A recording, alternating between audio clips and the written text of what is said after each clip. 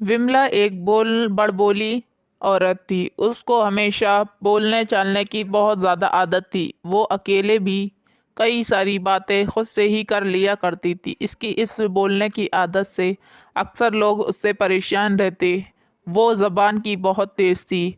यूं कह लीजिए कि वो एक मुंहफट औरत थी। एक दिन विमला अपने बेटे राहुल से कहती है, अरे मैं बाहर जा रही हूँ, अगर तुझे कुछ खाना पीना हो तो जाके किचन में से खा लेना। वैसे भी अब मुझ पे कोई काम नहीं होता है, तू अपने काम खुद भी कर लिया कर। मैं जा रही हूँ और मुझे ज़्यादा परेशान करने की कोशिश मत करना। जब वहाँ से वो चली जाती है तो बेचारा राहुल सोचता है, पता नहीं आज माँ जाके किसके कान खाएंगी। जब विमला घर से घूमने के लिए निकल आती है तो वो रास्ते में एक बहुत ही ज़्यादा सुंदर लड़की को देखती है।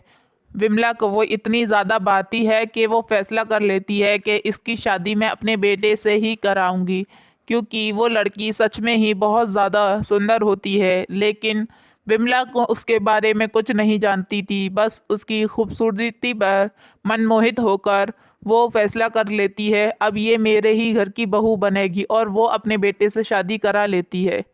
जब उसका बेटा उससे शादी करके घर ले आता है तो विमला की ठिकाने नहीं रहते खुशी के। वो खुशी के मारे उनसे कहती है, हाय मेरी कितनी सुंदर बहू है, मेरे अरमान पूरे हो गए, अब मैं बहुत ज़्यादा खुश हूँ। तेज जबान वाली बिमला उस दिन बड़ी ही मीठी मीठी बातें करती, क्योंकि वो सच में ही बहुत ज़्यादा खुश थी। जब वो दोनों अपने कमरे में आते हैं तो राहुल कहता है, मैं तुम्हें अपने तरफ से साफ साफ बात बता देना चाहता हूँ, मेरी माँ एक तेज जबान औरत है।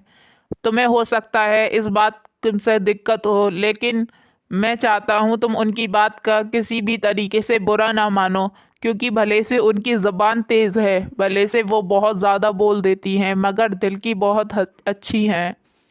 उधर बेचारी पल्लवी कुछ नहीं कहती और चुपचाप सब कुछ सुनती रहती है। वो खुद में ही बहुत ज़्यादा शर्मिंदा होती है। वो सोचती है, अब मैं ही क्या बताऊं, इन्हें मेरे बारे में पता चलेगा तो जब क्या होगा। वो सब कुछ सुनती रहती है वहाँ पर चुपचाप खड़ी हुई। राहुल कहता है, अरे तुम क्यों नहीं कुछ नहीं बोल रही? तो पल्लवी कहती है, ए मैं क्या बोलूं, मुझे तो खुद समझ में नहीं आता मुझे क्या बोलना चाहिए।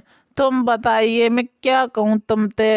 अरे भाई मुझसे तो क्या बोलना भी नहीं आता। बेचारा राहुल इसकी इस ततली आवाज़ को देख के बड़ा ही शॉक्ड हो जाता है। उसे अंदाज नहीं था कि ये लड़की इतनी ज़्यादा तुतलाएगी। वो वहाँ से फौरन जाने का फैसला करता है और राहुल वहाँ से उसकी इस आवाज़ को सुनकर चला जाता है और बेचारी नंदनी अकेले बात करती रहती है। बताओ तो तई इन्हें मेरी बात पसंद आई है थे नहीं, इन तो बुरा लग रहा होगा। अगली सुबह विमला की पड़ोसन सीमा आती है। विमला से कहती है, अरे विमला, तुमने अपनी बेटे की शादी कर ली तो कोई रिसेप्शन वगैरह नहीं रखा? चलो रिसेप्शन ना रखा सही, तो कम से कम मोहल्ले वालों का मुंह तो मीठा करा ही देती। हाँ मैं जानती हूँ तुमने अपने बेटे की शादी अचानक कर ली, लेकिन इसका मतलब ये तो नहीं तुम कुछ करोगी ही नहीं।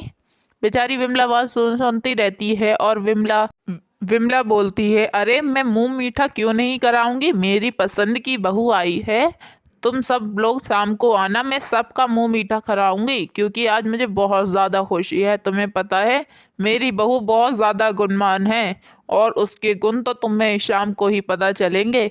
मैं शाम को तुम लोगों को बुलाने वाली हूँ, क्योंकि आज मैं अपनी बहू की मुंह दिखाई और तुम लोगों का मुंह साथ साथ ही करा दूंगी। और रही बात खर्चे की, तो उसकी तुम फिक्र मत करो, मुझे खर्चों से डर नहीं लगता। विमला उसे ताने मारते चली जाती है। फिर वो अपनी बहू से कहती है, बहू शाम को मेरी कुछ पड़ोसनें घर पे आ रही हैं, तू कुछ अच्छा सा घर पे खाने के लिए बना लेना। कहीं ऐसा ना हो कि तू उल्टा सीधा वो कुछ बना ले और मेरी बेइज्जती करा दे। सब कुछ अच्छा अच्छा होना चाहिए, उन्हें पता चलना चाहिए कि तू मेरी बहू है, विमला रानी की बहू है। इधर विमला उसको सारे बात बता देती है और उसको समझा देती है कि उसे शाम को क्या क्या करना है। यहीं बेचारी पल्लवी खामोशी से खड़े खड़े सुनती रहती है। उसे पता था कि अब जाने क्या होने वाला है जब सब लोगों के पास पता चलेगा कि वो तोतली है। विमला उसे सब कहकर आने को बोलती है। फिर वहीं राहुल आ जाता है। विमला अपने बेटे राहुल से कहती है, आज मेरी कुछ पड़ोसनें आने वाली हैं, तू भी जल्द घर आ जाना, क्योंकि आज मैं सबका अपनी बहू के आने पर मुंह मीठा कराना चाहती हूँ।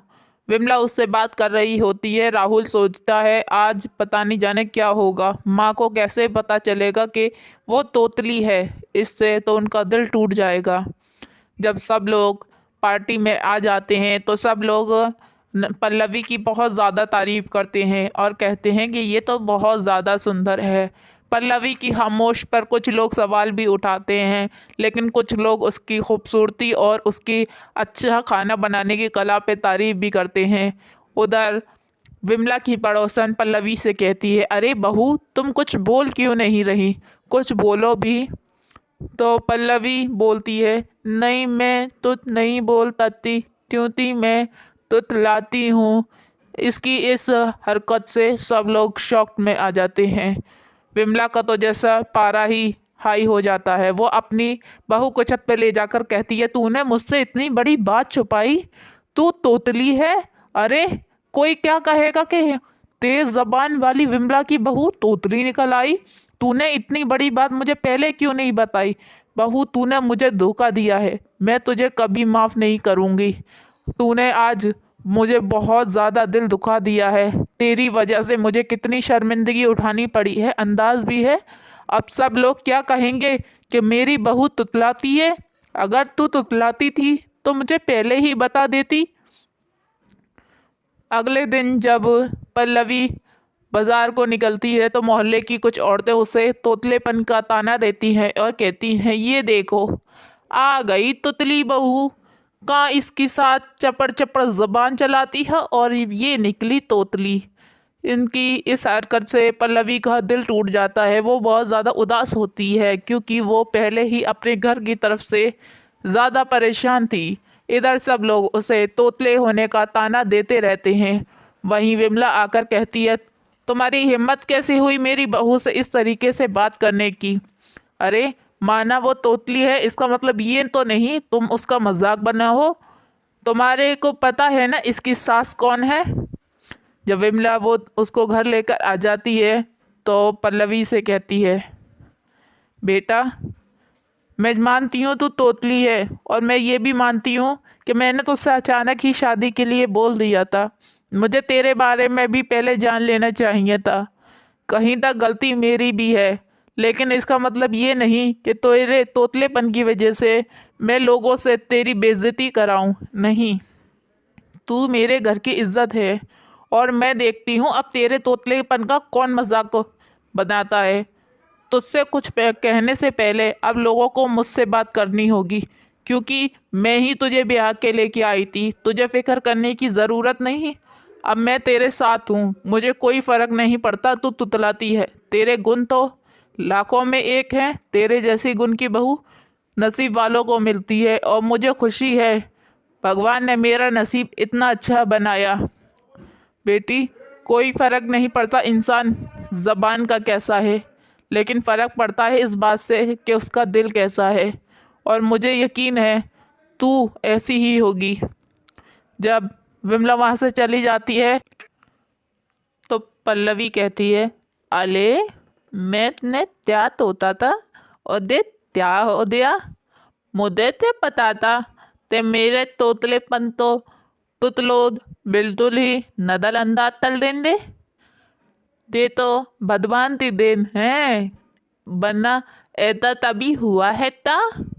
ते तिथि ते तोतले होने ते तिथि तो तोई फर्क ही ना पड़े। फिर उसका पति आता है और वो अपने पति से कहती है, अदी आप तो पता है मादी ने मुझे तुईतान कर लिया। हमें बहुत दादा तुतू, लेकिन मैं आपसे बहुत नाराज हूँ क्योंकि आपने अभी तक तुई पोर पोत्री तैनल तो ततलाइब नहीं दिया। अले तल्ली दाते उत तैनल तो ततलाइब कर लो।